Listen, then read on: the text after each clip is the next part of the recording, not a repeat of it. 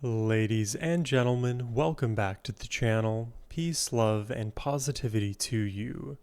My name is Sohum, and today I'll be giving a first-time reaction to two different rock bands, Jane's Addiction and The Hold Steady.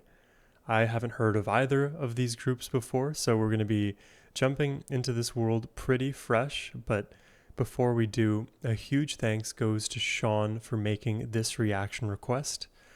Sean, I always appreciate you sharing all of this new music with me. Like, my whole life, I've been discovering music, and the way I did it was I would find single songs from artists who I'd never heard of before, but I took a chance on, and it has resulted in some of the most fruitful rabbit holes to ever exist. And, I always hope that that's what we get with each of these listens. So I'm super excited to find out what it's all about today. Without further ado, let's jump into it, starting with Jane Says by Jane's Addiction.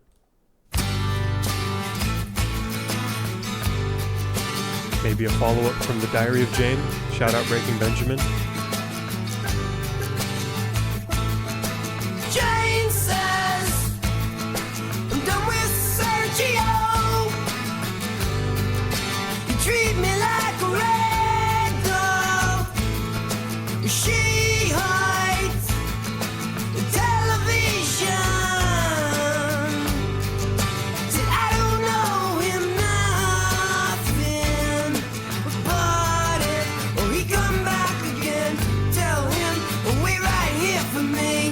Oh, try again. Two things that I'm noticing. The first is I love the fact that in the recording we can actually hear not only the produced chord from the strumming of the acoustic guitar, but the actual pick traveling through each of the strings. That texture always is satisfying to me. So that's the first thing. The second thing is this singer's vocals. I am very quickly reminded of the singer of Dance Gavin Dance, though that guy has an extremely high range. Like, he will exist in that high tenor place for a long time. I feel like when those songs end up kind of quieting down and entering those like more relaxed sections, that voice he uses is akin to what we hear right now. Nothing about it. Or he come back again. Tell him, wait right here for me. Oh, try again tomorrow. I'm gonna kick tomorrow. I'm gonna kick tomorrow.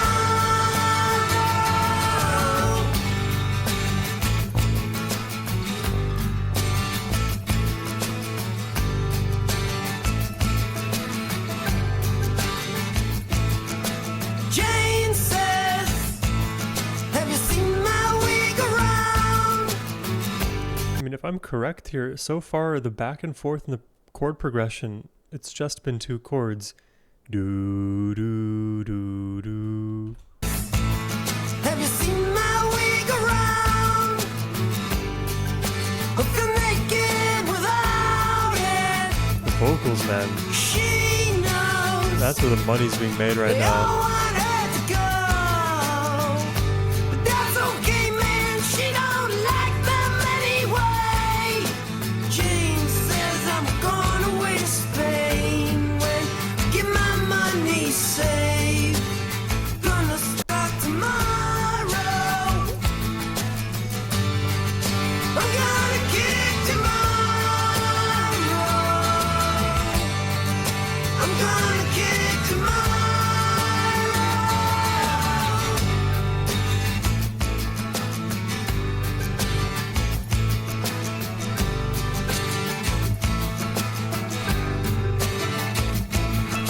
Well, she did, man, and she starts crying. Did I hear marimba in there?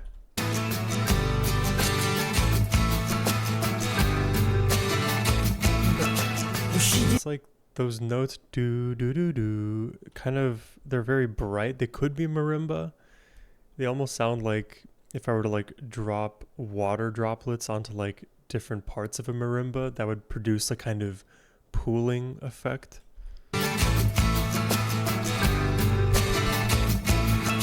Well, she didn't They're like flowing outwards. and she starts to cry. She take a swing and she can't help. She don't mean no harm. She just don't know what else to do about it. And Jane Please. goes to the store at 8. She walks up on St. Andrews. I'm nervous about where this story is going. She waits and gets her dinner there. She pulls her dinner from her pocket. From her pocket. Jane says I ain't never been in love. I don't know what it is. She only knows if someone wants her. This is a bad life for her to be living. I am going to go on a limb and say that this has something to do with her addiction, Jane's addiction. Jane says, and she's living a life, unfortunately, that's in the seedier parts of the world, in the darkness of, in the dark, really, to most people. She's going through it. Jane says I ain't never been in love. Never experienced love, Don't know what it is. but she knows how to be only knows desired. if someone wants her. Yeah. So like prostitution, right? That's what's happening there. I wonder if they want me. I wonder if they want her. I know they want me. Oh, so maybe it's different. It's her unable to tap into what she wants, and maybe she's clouded for several She reasons. gets mad and she starts to cry. She takes a swing, man. She can't help. She don't mean no harm. She just don't know what else to do about it. Jane said.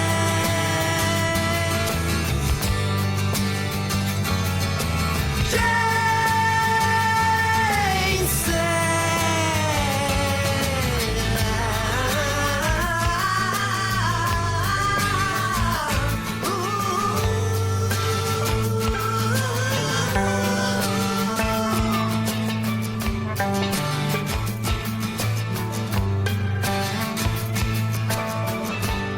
I think it's marimba.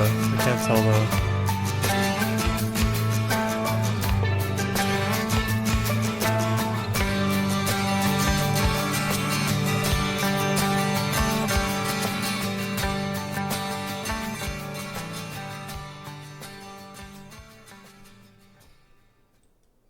There you have it. Jane Says by Jane's Addiction. That that became a more serious song by the midpoint for me as I was understanding more about her circumstances and what's going on with her psychologically.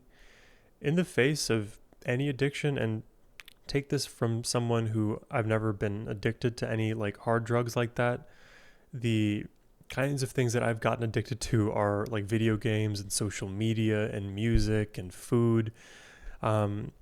So I can only kind of approach this from that roundabout angle, but addiction is a beast. It is hard for people outside of your perspective to understand. Like, that's why I couch my statement by saying I don't know exactly what it is she's going through, but I know that she feels isolated, she's alone, and she's unable to kind of tap into who she is, because oftentimes people in those circumstances, they don't have the best support system around them helping guide the direction for their decisions, or if they did, they've turned that help away.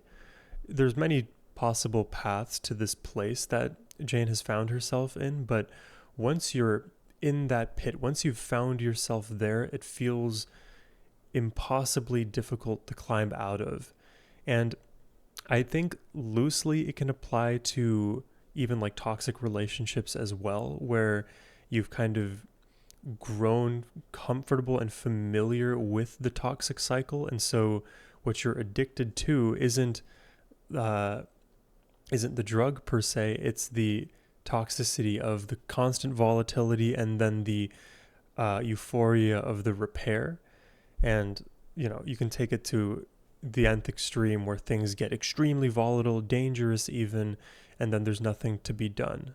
Like, I don't know if you guys have ever watched those like body cam footage videos on YouTube. That is a rabbit hole that is, I would say, worth exploring just to get an idea of what like officers are confronted with. And sometimes it's some of the worst stuff ever. But I would also have to warn that it contains a lot of serious material. And oftentimes people in those circumstances, they are on drugs or facing true demons in their lives, and their behavior as a consequence manifests suboptimally and ends up hurting those around them, including themselves. And in those videos, they'll provide a lot of, or at least as much context and backstory to sort of paint the picture of who this person was, what's happening to them now, and how they're choosing to behave in response to what they may or may not have done. So I'm not saying anything about her having done any criminal activities here, but I don't know. It's just, it like kind of, to me, surrounds that world a little bit. For me, when I think about this song from a musical perspective, once I kind of have established the chord progression, established the groove, and we picked up on some of those like textural elements that found their way in this composition, then all of the focus shifts away from understanding that black box and to the lyrics. I am very curious now to look up online what this song means outside of my own attempts here. This is a Reddit post. Today I learned the Jane's Addiction song Jane says about Jane, who had a heroin addiction and hoped to move to Spain after kicking her habit. Jane did exist, she did kick her habit, and she did move to Spain. However, she was not a sex worker as the song intimated. Okay, I was like thinking that could be an angle, but like I didn't hold my hat too firmly on that idea. What are the other comments saying here? Jane may have kicked her addiction, but it's pretty clear that Perry Farrell did not. I feel like that's a dig, but I also don't know how it's a dig. Anyone ever meet Perry Farrell? I did. Giant asshole. Details, please. I was in Rincon, Puerto Rico in winter 93-94 to surf. He was there for like a week. Rincon is a small town. He was an insufferable douchebag in and out of the water. Okay. Well, Perry is catching a lot of strays right now. That was not my intention bringing that up. Reddit, man, I tell you. Let's check out the next song here. This is from the Hold Steady, the song titled First Night. I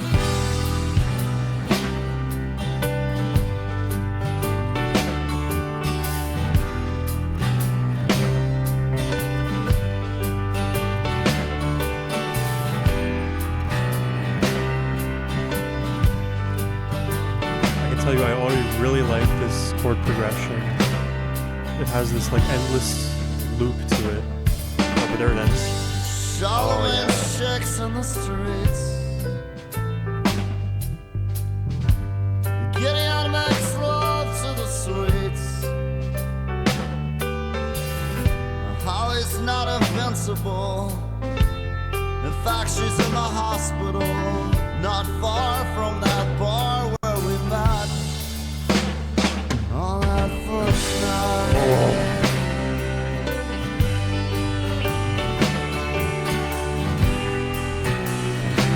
Do-do-do. That movement is everything. It's like the turnaround in the melody.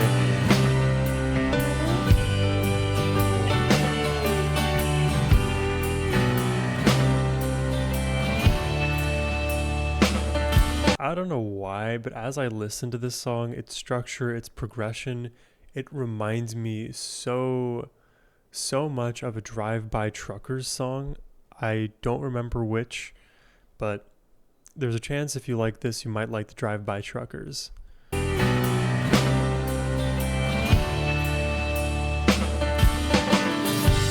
Charlemagne pulls street corner scams. It's like the storytelling part of it. Gideon's got a pot man from a Pringles can. Holly's insatiable. She still looks incredible, but she don't look like that same girl we met on that first night. She was golden with barlight and beer. On that first night, she slept like she'd never been scared. The feel in this song is everything.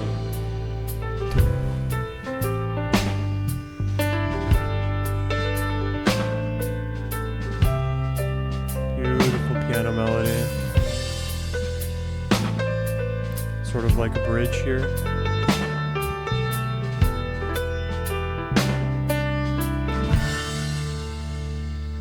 And then last night, she said words alone never could save us. And then last night, she cried and she told us about Jesus.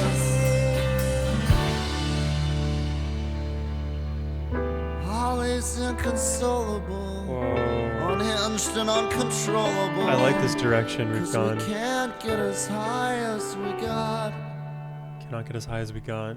The parties are over. first night.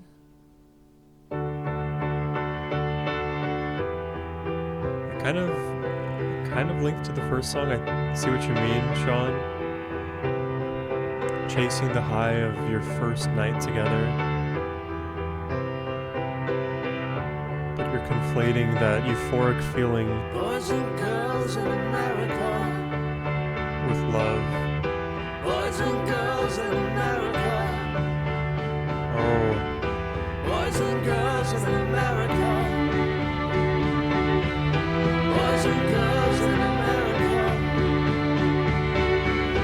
Boys and girls in America. Don't bother talking to the guys with their hot soft eyes. You know they're already taken. Don't even speak to all those sequencer Beach Boys. When they kiss, they spit white noise. When they kiss, they spit white noise. When they kiss, they spit white noise. When they kiss, they spit white noise. When they kiss, they spit white noise. Oh, when they kiss, they spit white noise. Oh, when they kiss, they spit white noise. When they kiss, they spit white noise. dude. Oh my god, that was the best part of the song. Oh, the amp feedback outro. That's how we're doing it. Let's hear that drop again. That was everything. Don't even speak to Hold on, I gotta go back more. Here we go. This run up is everything. Girls in America. I love the way the song builds in intensity. Boys and girls in America. Don't Such a bother good melody. talking to the guys with their hot soft eyes. You know they're already taken. Don't even speak to all those sequencer Beach Boys. When they kiss, they spit white noise. When they kiss, they spit white noise. When they kiss, they spit white noise. When they kiss, they spit white noise.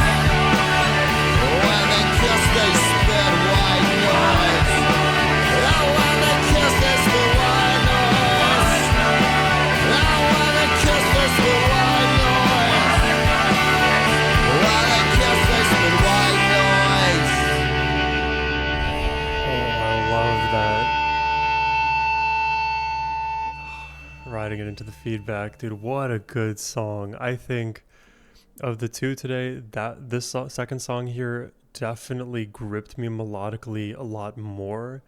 And the movement of this, like the movement of the intensity from section to section, I think all of those movements were extremely well justified and helped carry the story forward, and then to the natural conclusion that we had with everything building up, and then finally that perfect catharsis into the feedback, which people have mixed reviews on feedback from the amps. Depends on who you ask. Me as a guitarist, I love hearing amp feedback because that is how you know there is life in that instrument, and either something amazing is about to follow that feedback, or something amazing immediately preceded that feedback. But in either case, it's a cool way to end things. As I was listening to the song, I was, in addition to Drive By Truckers, I was also reminded of this Canadian group, The Tragically Hip. And then I think an even closer example, but to a specific element, is the Counting Crows. If you've ever listened to them, you may know the similarity I'm going to draw, but if you listen to the vocal delivery from the singer here and the Hold Steady, I feel like there is some Venn diagram. There's a place where they connect, Adam and the lead vocalist here. Adam of the Counting Crows, if you guys don't know, he is super, you may say, like indie in his style of vocals. He's extremely melismatic and is able to craft such crazy rhythms and melodies with lyrics that normal artists would deliver straight up, but he always finds a way to make something that is on the surface something we've seen before and produce something unexpected. So I hear those vocal qualities in this singer, despite there being less rhythmic complexity in the lyrics being sung here. I think they do bear resemblance in the timbre of their voices and in a few of the stylings that they both employ. But really, really love the vocals there, and again, love the way that this song built. I guess the last thing I want to address here is my understanding of this song, from the Hold Steady. The way I'm taking it, if we're going to even tie it back to the first song with the idea of addiction, is that this first night that happened between a young couple was a extremely high high. Whether it was like drug fueled or not doesn't even necessarily matter, because it just applies to the sort of beautiful, amazing relationship that you have with somebody who you've just met for the first time. You both are so yourselves in a more, let's say, animalistic way, but it's all real emotion that you're feeling. And with time, those intense feelings, like that kind of honeymoon phase of a relationship, they start to fade a little bit, and then things are more neutral. And then from there, you're able to decide, hey, was it my emotions and the chemicals in my body, was that imbalance bringing me to this person? And if those conditions weren't met, would I still enjoy my time with them or not? Because, it's unfair to someone to say, hey, I want to have a relationship with you, but the only conditions where you can have that relationship with them is if you are under some spell, whether it's of drugs, whether it's some kind of self-delusion, or your own lack of self-esteem. It could be a number of things that prevent you from truly connecting with the other person. And one of the ways to do that is to overly romanticize the early days or the first meeting. And, we do it for, there is, I think, an evolutionary reason why we as humans do this. But for a lot of practical reasons, it does not serve us. And so we start with this euphoria because it's such a volatile high. Essentially, you're buying in at the top, and then, the stock is going to start selling off minus 15%, minus 30% every single day until 2 months later, you're down 90% on your portfolio. It is no bueno. But this song is bueno. I really like the melody. Oh God, why did I say it like that? It's a great song. I would be very curious to hear more from the Hold Steady and Jane's Addiction, but I think if I had to name a winner of the two selected today, I would give it to the Hold Steady. But please let me know what your thoughts are in the comments section down below. If you'd like to request a reaction yourself, you can use the first link in the description box below. But thank you all for watching. I hope you have a wonderful rest of your day. Take care and peace.